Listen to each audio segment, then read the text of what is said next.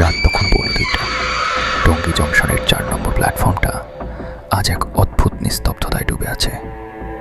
সাধারণত এই স্টেশনে 24 ঘন্টায় মানুষের আনাগোনা থাকে, কিন্তু আজ যেন সব কিছু থমকে গেছে।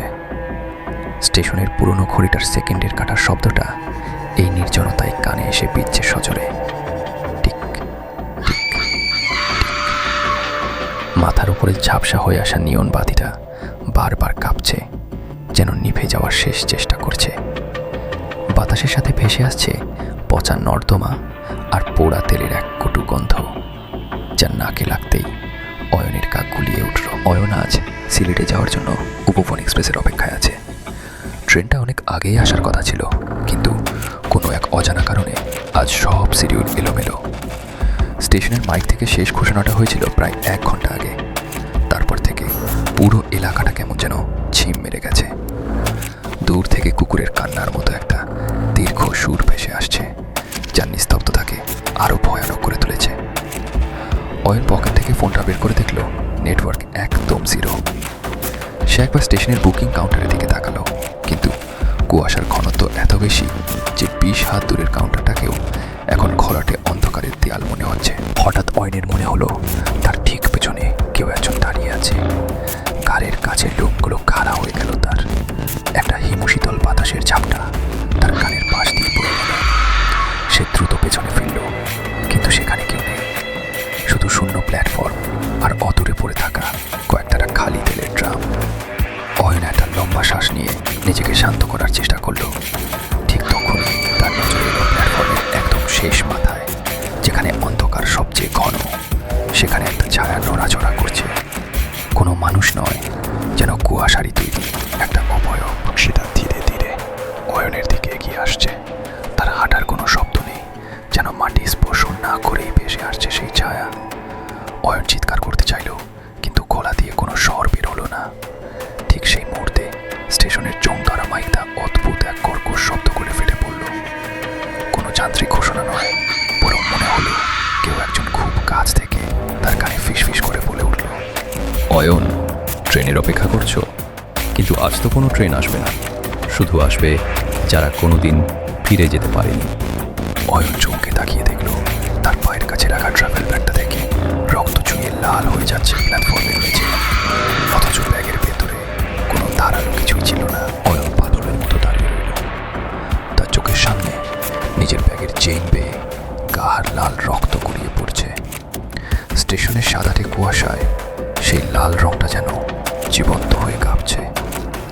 সে কাঁপা কাঁপা হাতে ব্যাগের চেইনটা সামান্য খুলতেই তার হৃৎপিণ্ডটা যেন গলার কাছে চলে এলো। ব্যাগের ভেতর কোনো কাপড় চোপড় নেই, বরং সেখানে ঠাসা ঠাসা মানুষের চুল আর হাড়ের টুকরো। অয়ন ছিটকে পেছনে সরে এলো।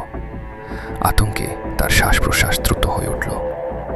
কিন্তু আরও অদ্ভুত ব্যাপার হলো, কয়েক মুহূর্ত পরেই সে দেখল প্ল্যাটফর্মের মেঝে একদম পরিষ্কার, কোনো রক্ত নেই। ব্যাগের চেইনটাও দিব্যি লাগানো, যেন পুরো দৃশ্যটাই ছিল তার মনের বিভ্রম। অসুস্থ লাগছে নাকি ভাই? হঠাৎ পাশ থেকে ভেসে আসা একটা ভারী গলায় অয়ন আতকে উঠল। তাকিয়ে দেখল কুয়াশার ভেতর থেকে একজন কুলি ধীর পায়ে বেরিয়ে আসছে। পরনে তার ময়লা লাল রঙের জামা, কাঁধে একটা বিশাল বোঁচকা। কুলিলির মুখটা গামছা দিয়ে অর্ধেক ঢাকা, শুধু কুচকানো কপাল আর নিষ্প্রভ চোখ দুটো দেখা যাচ্ছে। অয়ন বুক ভরে শ্বাস নিয়ে আমতা আমতা করে বলল, না মানে ট্রেনটা কখন আসবে বলতে পারেন? 4 নম্বর প্ল্যাটফর্মে তো উপবন আসার কথা ছিল। কুলিটা কোনো কথা না বলে অয়নের দিকে এক দৃষ্টিতে তাকিয়ে রইল।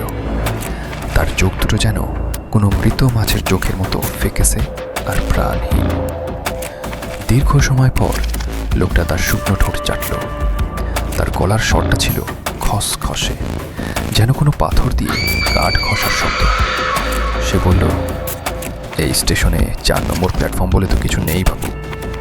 বছর 10 আগে এক ভয়াবহ দুর্ঘটনায় ওই প্ল্যাটফর্মটা ট্রেনের তলায় চলে গিয়েছিল।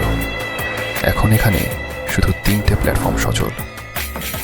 অয়নের হাত পা ঠান্ডা হয়ে সে দ্রুত চারপাশটা খুঁটিয়ে দেখল। স্টেশনের পিলারে ঝোলানো লোহার ফলকে স্পষ্ট অক্ষরে লেখা প্ল্যাটফর্ম 4। অথচ কুলিটা দাবি করছে এর কোনো অস্তিত্ব নেই। সে প্রতিবাদ করতে যাবে, তখনই লোকটা তার লাঠি দিয়ে অন্ধকারের দিকে ইশারা করল। কুয়াশা খানিকটা সরতেই অয়ন দেখল যে রেল লাইন দিয়ে ট্রেন আসার কথা, সেই লাইনের ওপর আগাছা আর লতা পাতা গজিয়ে আছে। দেখে মনে হচ্ছে কয়েক যুগেও এখান দিয়ে কোনো ট্রেন চলেনি। কুলিটা একটা বিকট হাসি দিয়ে অয়নের খুব কাছে চলে এলো। তার গা থেকে সেই পচা নর্দমার গন্ধটা আরো তীব্র হয়ে আসছে। সে ফিস ফিস করে বলল, আপনি ভুল জায়গায় দাঁড়িয়ে আছেন বাবু।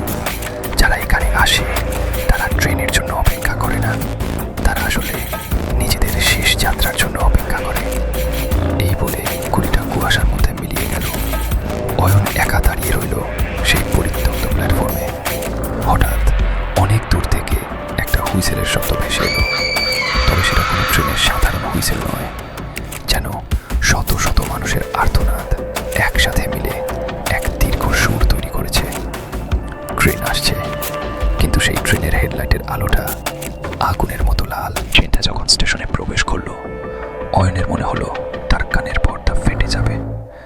ইঞ্জিনের খড়খড় শব্দটা সাধারণ ট্রেনের মতো নয়, বরং মনে হচ্ছিল হাজার হাজার পাথরের টুকরো কোনো বিশাল জাতায় পিষে ফেলা হচ্ছে। কুয়াশা চিরে যে হেডলাইটটা এগিয়ে আসছিল, তার রং আগুনের মতো টকটকে লাল। সেই আলো যখন প্ল্যাটফর্মের ওপর পড়ল, অয়ন দেখল স্টেশনের দেওয়ালগুলো মুহূর্তেই পাল্টে যাচ্ছে। এতক্ষণ যা পরিষ্কার ছিল, এখন সেখানে নোনা ধরা দেওয়াল আর শ্যাওলা পড়া পাটল দেখা দিচ্ছে। শ্যাওলার ভেতর থেকে কালো রঙের সান্দ্র কোনো তরল চুয়ে পড়ছে মেঝের উপর। ট্রেনটা একদম নিঃশব্দে প্ল্যাটফর্মে এসে থামল। কোনো ব্রেক কষার আওয়াজ নেই, কোনো ধোঁয়া নেই। ট্রেনের বগিগুলো লোহার তৈরি নয়, যেন পুড়ে যাওয়া কাঠ দিয়ে বানানো। জানালার কাঁচগুলো ভাঙা, আর ভেতর থেকে এক অদ্ভুত নীলচে আলো বেরিয়ে আসছে। অয়ন আচ্ছন্ন হয়ে ট্রেনের দিকে তাকিয়ে রইল। তার পা দুটো যেন নিজের অজান্তেই ট্রেনের দরজার দিকে এগোতে লাগলো। এক অজানা মোহ তাকে টেনে নিয়ে যাচ্ছে সেই ধ্বংসস্তূপের ভেতরে। সে প্রথম দরজার সামনে গিয়ে দাঁড়ালো। দরজার পাল্লাটা নিজে থেকে ক্যাচ ক্যাচ শক্ত করে খুলে গেল। ভেতরের দৃশ্য দেখে অয়নের রক্ত হিম হয়ে গেল। প্রতিটি সিটে মানুষ বসে আছে, কিন্তু তারা কেউ নড়ছে না। তাদের পরনের পোশাকগুলো শত বছরের পুরনো আর ছিঁড়ে ঝুলে আছে। সবচেয়ে ভয়ানক ব্যাপার হলো, কারো মুখেই কোনো মাংস নেই, সবই কঙ্কাল সারা হাড়, যার নীলচে আলো আরো বিভীষিকাময় দেখাচ্ছে। তবুও তাদের প্রত্যেকের হাতে একটা করে ট্রেনের টিকিট ধরা। হঠাৎ ট্রেনের ভেতর থেকে একটা খিলখিল হাসি ভেসে এলো। অয়ন দেখল ট্রেনের একদম কোণার সিটে সেই লাল জামা পরা কুলিটা বসে আছে। সে তার ঝোলা থেকে একটা পুরনো পকেট ঘড়ি বের করে অয়নকে দেখালো। ঘড়িটার কাঁটাগুলো উল্টো দিকে ঘুরছে। কুলিটা একটা পৈশাচিক আনন্দ নিয়ে বলল, টিকিট কেটেছেন তো বাবু? এই ট্রেনের ভাড়া কিন্তু টাকা দিয়ে মেটানো যায় না। এখানে শরীর ছেড়ে শুধু আত্মা নিয়ে উঠতে হয়। অয়ন যখন পেছন ফিরে দৌড় দেওয়ার চেষ্টা করলো, সে আবিষ্কার করলো প্ল্যাটফর্মের মেঝেটা এখন আর শক্ত নেই, সেটা কাদা কাদা হয়ে গেছে। আর তার পা দুটো ধীরে ধীরে মাটির ভেতর দেবে যাচ্ছে। মাটির নিচ থেকে অসংখ্য সাদা ফ্যাকাশে হাত বেরিয়ে এসে তার কোড়ালে চেপে ধরল। স্টেশনে সেই পুরনো মাইকটা আবার গর্জে উঠল, কিন্তু এবার সেখান থেকে কোনো কথা নয়, বরং মানুষের মাংস চিবানোর বিভৎস শব্দ ভেসে আসতে লাগলো। অয়ন বুঝতে পারল সে কোনো স্টেশনে নেই, সে এক অন্ধকার ফাঁদে পা দিয়েছে, যেখান থেকে পালানোর সব রাস্তা সময়ের সাথে সাথে মুছে যাচ্ছে। অয়ন প্রাণপণ শক্তিতে পা টানার চেষ্টা করলো, কিন্তু সেই ফ্যাকাশে হাতগুলোর শক্তি মানুষের সীমার বাইরে। সেগুলো বরফের মতো ঠান্ডা আর চটচটে। যন্ত্রণায় অয়ন চিৎকার করে উঠল, কারণ হাতের নখগুলো তার চামড়া ভেদ করে মাংসের ভেতর ঢুকে যাচ্ছে। প্ল্যাটফর্মের প্রতিটি ইটের ফাঁক দিয়ে এখন কালো রঙের এক ধরনের ধোঁয়া বের হচ্ছে, যা ধীরে ধীরে মানুষের অবয়ব ধারণ করছে। অয়ন দেখল তার চারপাশে ঘিরে দাঁড়াচ্ছে শত শত ছায়ামূর্তি। তাদের কারো মাথা নেই, কারো হাত ঝুলে আছে অলৌকিক কোণ করে। সবার পরনে সেই একই পুরনো আমলের ছিন্ন ভিন্ন পোশাক। বাঁচান, কেউ কি আছেন? আমাকে বাঁচান। অয়নের এই আর্তনাদ স্টেশনের শূন্যতায় প্রতিধ্বনিত হয়ে ফিরে এলো। কেউ নেই, শুধু কুয়াশার আড়ালে লুকিয়ে থাকা সেই অপার্থিব দানবগুলো তার ছটফটানি উপভোগ করছে। হঠাৎ সে দেখল ট্রেনের দরজা দিয়ে একটা ছোট্ট মেয়ে নেমে এলো। তার পরনে একটা ফ্রক, যা এক সময় হয়তো সাদা ছিল, কিন্তু এখন সেটা রক্ত আর ময়লায় কালচে হয়ে গেছে। মেয়েটির হাতে একটা মাথা কাটাটা পুতুল। সে ধীর পায়ে অয়নের দিকে এগিয়ে এলো। তার চোখ নেই, শুধু দুটো গভীর অন্ধকার কোটর। মেয়েটি অয়নের ঠিক সামনে এসে দাঁড়ালো। তার ঠোঁট নড়ছে না, কিন্তু অয়ন পরিষ্কার শুনতে পেল তার মাথার ভেতর একটা কণ্ঠস্বর প্রতিধ্বনি করছে। তুমি কি আমার বাবার টিকিটটা দেখেছ? বাবা বলেছিল 4 নম্বর প্ল্যাটফর্মের টিকিট হারালে আর কোনো দিন বাড়ি ফেরা যায় না। বলতে বলতে মেয়েটি তার পুতুলটা অয়নের মুখের সামনে ধরল। পুতুলটার ভেতর থেকে মানুষের নাড়ি ভুনির মতো কিছু একটা বেরিয়ে অয়নের গলার দিকে এগিয়ে আসতে লাগলো। ঠিক সেই মুহূর্তে স্টেশনের চারপাশের বাতিগুলো একসাথে সশব্দে ফেটে গেল। ঘুটঘুটে অন্ধকার নেমে এলো চারদিকে। অয়ন অনুভব করলো তার পায়ের বাঁধন আলগা হয়ে গেছে। সে অন্ধকারে হাতড়ে হাতড়ে উল্টো দিকে দৌড়াতে শুরু করলো, কিন্তু রেল লাইনগুলো যেন এখন সাপের মতো কিলবিল করছে। সে যেদিকেই যাচ্ছে সেদিকেই সেই লাল হেডলাইটের আলোটা তার পিছু নিচ্ছে। হঠাৎ সে একটা শক্ত কিছুর সাথে ধাক্কা খেল। হাত দিয়ে অনুভব করলো সেটা একটা লোহার খাঁচা, যার ভেতরে কেউ একজন জীবন্ত অবস্থায় ছটফট করছে আর ঘুমাচ্ছে। অয়ন পকেট থেকে মোবাইল বের করে ফ্ল্যাশ লাইটটা জ্বালাতেই তার হৃৎপিণ্ডটা এক মুহূর্তের জন্য থেমে গেল। খাঁচার ভেতরে আর কেউ নয়, অয়ন নিজেই বসে আছে।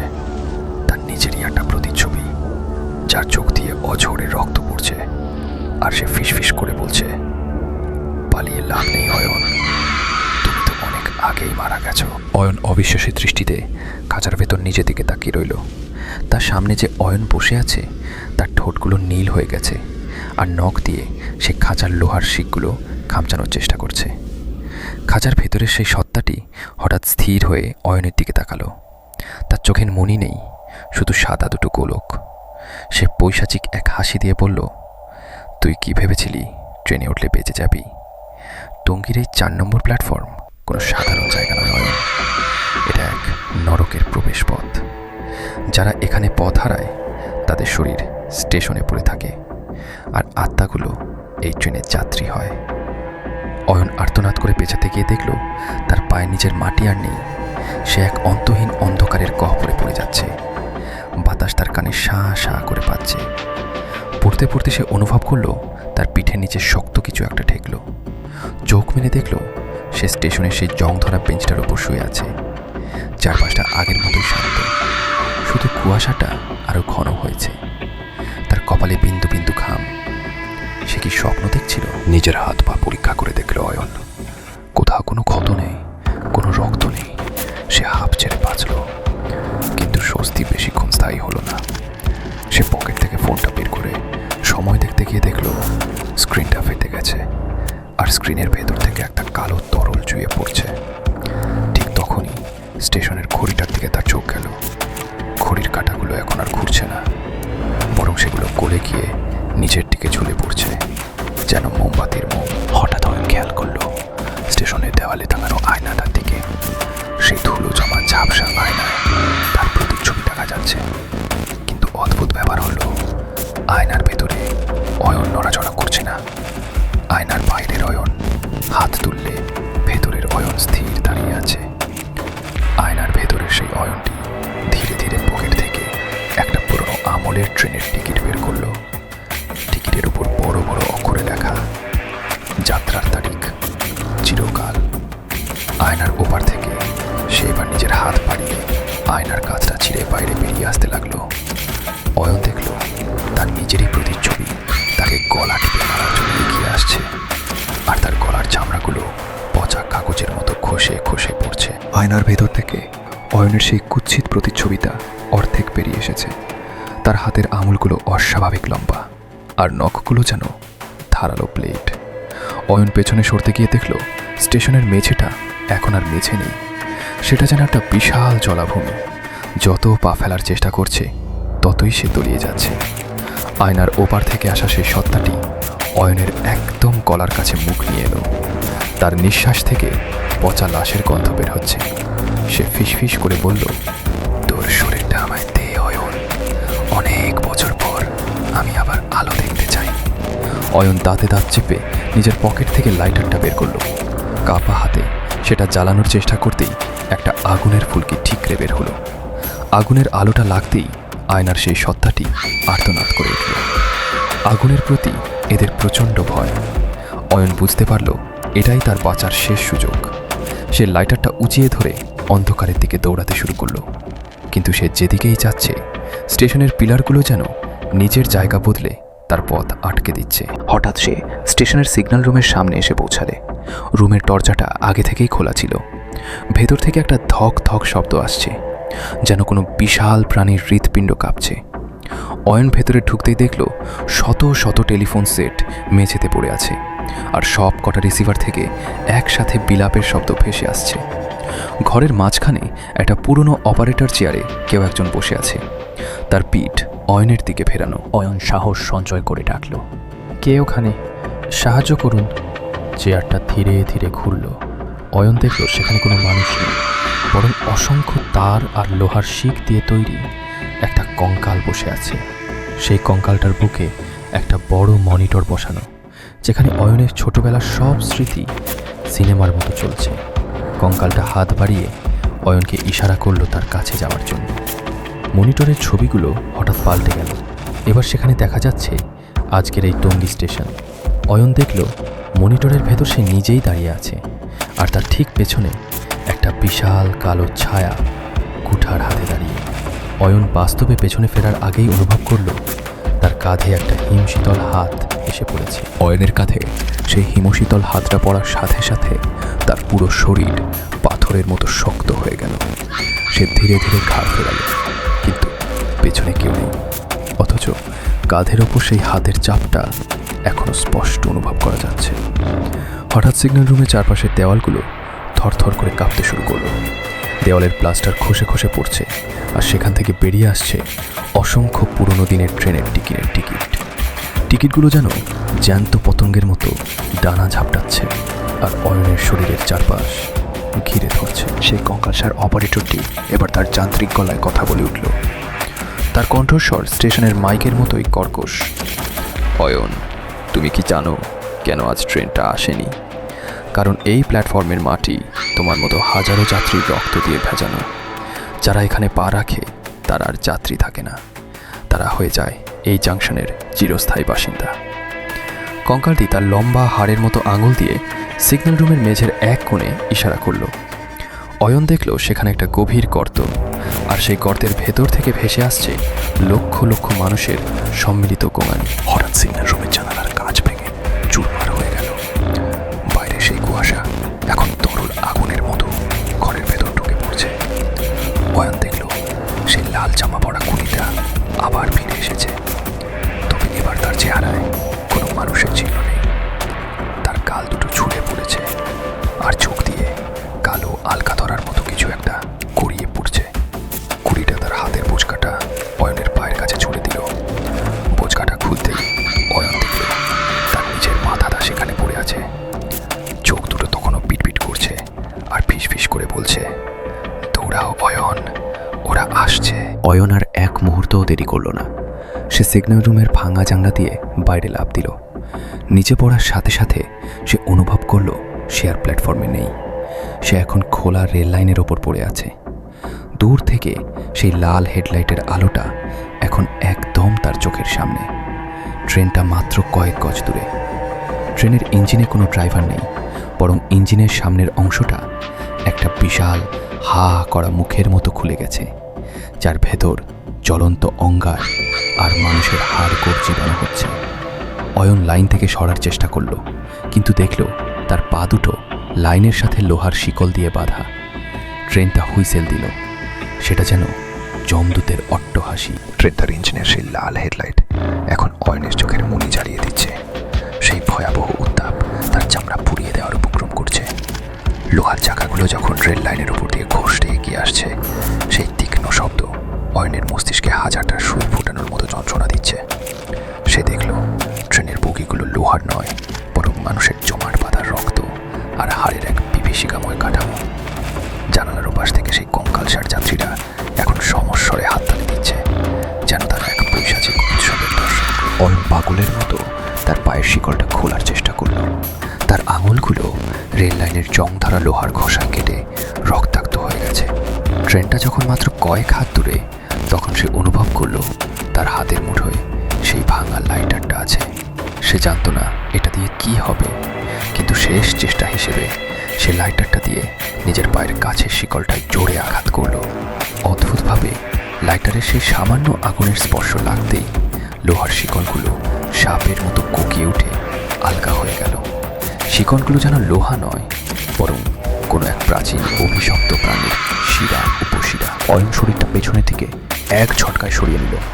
ঠিক সেই মুহূর্তে ট্রেনটা তার পায়ের ওপর দিয়ে চলে গেল। বাতাসের প্রচণ্ড ঝাপটায় সে ছিটকে পড়ল প্ল্যাটফর্মের নিচে সেই অন্ধকার গর্তে। কিন্তু ট্রেনটা থামল না, বরং ট্রেনের শেষ বগিটা যখন পার হয়ে গেল, অয়ন দেখল স্টেশনের দৃশ্যপট সম্পূর্ণ বদলে গেছে। কুয়াশা এখন রক্তাভ বর্ণ ধারণ করেছে।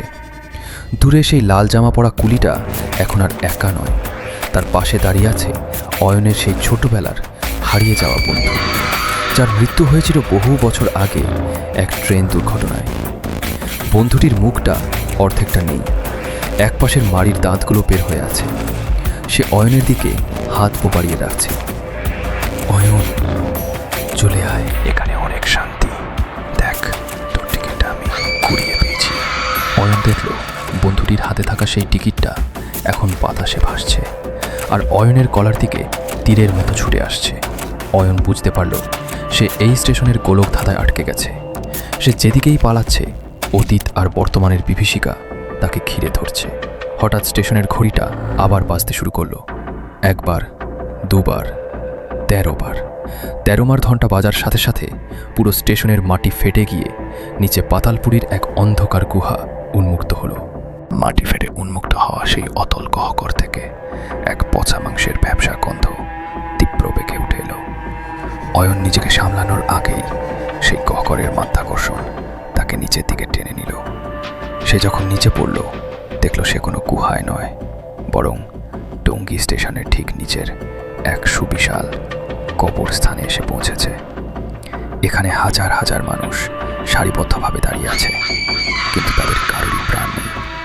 তারা সবাই যেন কোনো এক অদৃশ্য নির্দেশের অপেক্ষায় স্থবির হয়ে আছে। হঠাৎ সেই বিশাল নিস্তব্ধতা ভেঙে মাথার ওপর থেকে সেই লাল ট্রেনের চাকার শব্দ আবার শোনা গেল। অয়ন দেখল পাতালপুরীর ছাদটা আসলে উপরের রেল লাইন। সেখান থেকে টপ টপ করে তাজা রক্ত ঝরছে নিচের ওই নিথর দেহগুলোর ওপর। রক্ত গায়ে পড়তেই দেহগুলো একযোগে নড়ে উঠল। তাদের সবার চোখ থেকে এক অদ্ভুত লাল আলো বের হচ্ছে। তারা ধীরে ধীরে অয়নকে ঘিরে ধরতে শুরু করলো। অয়ন দেখল ওই ভিড়ের মধ্যে কেবল সে একাই জীবিত, বাকি সবাই এই স্টেশনের অভিশাপে বলি হওয়া আত্মা। অয়ন, তুই আমাদের ছেড়ে যাবি কোথায়? সেই পরিচিত কণ্ঠস্বর। অয়ন দেখল তার সামনে সে কুড়ি, সেই ছোট্ট মেয়েটি আর তার মৃত বন্ধু একসাথে দাঁড়িয়ে আছে। তাদের শরীরগুলো এখন গলে গিয়ে এক বীভৎস মাংসপিণ্ডে পরিণত হচ্ছে। সেই মাংসপিণ্ডটা ধীরে ধীরে বড় হয়ে একটা দানবীয় রূপ নিল। সেই দানবের হাজারটা হাত আর হাজারটা মুখ, আর প্রতিটি মুখ থেকে অয়নের নাম ধরে চিৎকার করা হচ্ছে। অয়ন বুঝতে পারল এই পুরো স্টেশনটাই একটা জীবন্ত সত্তা, যা মানুষের ভয় আর রক্ত খেয়ে বেঁচে থাকে। সে তার শেষ সম্বল লাইটারটা আবার জ্বালালো, কিন্তু এবার আগুনটা নীল হয়ে জ্বলছে। অয়ন দেখল ওই আগুনের আলোতে দানবটির ছায়া যেখানে পড়ছে, সেখানে মাটি পুড়ে ছাই হয়ে যাচ্ছে। সে মরণ কামড় দেওয়ার মতো করে লাইটারটা ছুঁড়ে মারল সেই বীভৎস মাংসপিণ্ডের ঠিক মাঝখানে। এক প্রচণ্ড বিস্ফোরণে চারপাশ কেঁপে উঠল। স্টেশনের উপরে ছাতা ভেঙে পড়তে শুরু করলো। হাজার হাজার আত্মার আর্তনাদে অয়নের কানের পর্দা ফেটে যাওয়ার উপক্রম। সে অনুভব করল তার চেতনা হারিয়ে যাচ্ছে, আর সে এক অন্তহীন সাদা আলোর দিকে ধাবিত হচ্ছে। কানে শুধু বেজে চলেছে সেই যান্ত্রিক কণ্ঠস্বর, পরের স্টেশনে তোমার জন্য কেউ অপেক্ষা করছে অয়ন। সেখানে মৃত্যুও তোমাকে মুক্তি দেবে না। অয়নের যখন জ্ঞান ফিরল, সে দেখল সে একটি ট্রেনের সিটে বসে আছে। চারপাশটা একদম শান্ত, কামরায় ঝকঝকে সাদা আলো, ট্রেনের চাকার ছন্দময় শব্দ কানে আসছে, খট খট খট খট। সে জানালার বাইরে তাকালো। ভোরের স্নিগ্ধ আলোয় দিগন্ত প্রসারিত সবুজ মাঠ দেখা যাচ্ছে। অয়ন স্বস্তির একটা দীর্ঘশ্বাস ফেলল। তার মানে টঙ্গী স্টেশনের সেই নারকীয় অভিজ্ঞতা কেবল একটা দুঃস্বপ্ন ছিল। সে নিজের হাত দুটো দেখল, রক্ত বা ক্ষতচিহ্নের কোনো চিহ্ন নেই। সে ভাবল হয়তো ট্রেনের অপেক্ষায় থাকতে থাকতে সে প্ল্যাটফর্মের বেঞ্চেই ঘুমিয়ে পড়েছিল। ঠিক তখনই ট্রেনের টিকিট পরীক্ষক টিটিই তার কামরায় ঢুকলেন। লোকটার পরনে কালো কোট, মাথায় টুপি। অয়ন হাসি মুখে পকেট থেকে টিকিট বের করে তার দিকে বাড়িয়ে দিল। টিকিট পরীক্ষক টিকিটটা হাতে নিয়ে কিছুক্ষণ স্থির হয়ে দাঁড়িয়ে রইলেন। তারপর নিষ্প্রভ চোখে অয়নের দিকে তাকিয়ে বললেন, স্যার, এই টিকিটটা তো 10 বছর আগের, আর এই ট্রেনটা তো সিলেটে যাচ্ছে না। অয়ন অবাক হয়ে বলল, মানে তাহলে এই ট্রেন কোথায় যাচ্ছে? টিকিট পরীক্ষক কোনো কথা না বলে কামরার পাশের বড় আয়নাটার দিকে ইশারা করলেন। অয়ন আয়নার দিকে তাকাতে তার রক্ত হিম হয়ে গেল। আয়নায় কোনো ট্রেনের কামরা দেখা যাচ্ছে না, সেখানে দেখা যাচ্ছে টঙ্গী স্টেশনের সেই পরিত্যক্ত 4 নম্বর প্ল্যাটফর্ম, যেখানে অয়নের নিথর দেহটা রক্তাক্ত অবস্থায় পড়ে আছে। আর এই ট্রেনের কামরায় যারা বসে আছে তাদের কারো মুখ নেই, সবাই সেই কুয়াশার মতো ঝাপসা অবয়ব। টিকিট পরীক্ষক ধীরে ধীরে তার টুপিটা খুললেন। অয়ন দেখল টুপির নিচে কোনো মাথা নেই, শুধু দাউ দাউ করে জ্বলছে সেই ইঞ্জিনের লাল হেডলাইটের মতো দুটো আগুনের গোলক। সে ফিসফিস করে বলল, আপনার যাত্রা তো মাত্র শুরু হলো অয়নবাবু, এই ট্রেন কোথাও থামে না। অয়ন জানলার বাইরে তাকালো, দেখল বাইরে সেই সবুজ মাঠগুলো মুহূর্তেই শ্মশানে পরিণত হচ্ছে। আর ট্রেনের গতির সাথে সাথে আকাশের সূর্যটা টকটকে রক্তবর্ণ হয়ে ফেটে পড়ছে। সে বুঝতে পারল সে কখনো টঙ্গী স্টেশন থেকে বের হতে পারেনি। সে এখন সেই অন্তহীন ট্রেনের যাত্রী, যার কোনো গন্তব্য নেই। বন্ধুরা, অয়নর এই আত্মত্যাগ কি শেষ পর্যন্ত বৃথা গেল, নাকি টঙ্গী স্টেশনের সেই অশুভ শক্তি আরও বড় কোনো ছক কষছে? আমাদের চারপাশেই হয়তো এমন অনেক রহস্য লুকিয়ে আছে যা আমরা সাধারণ চোখে দেখি না। আজকের গল্পটি কেমন লাগলো তা কমেন্টে জানাতে ভুলবেন না। পরবর্তী ভিডিওতে আমরা নিয়ে আসব আরও এক হাড় হিম করা কাহিনী। ততক্ষণ পর্যন্ত সাবধানে থাকুন, কারণ রাত যত গভীর হয় রহস্য তত ঘনীভূত হয়। সাবস্ক্রাইব করে বেল আইকনটি চেপে আমাদের পাশেই থাকুন। শুভরাত্রি।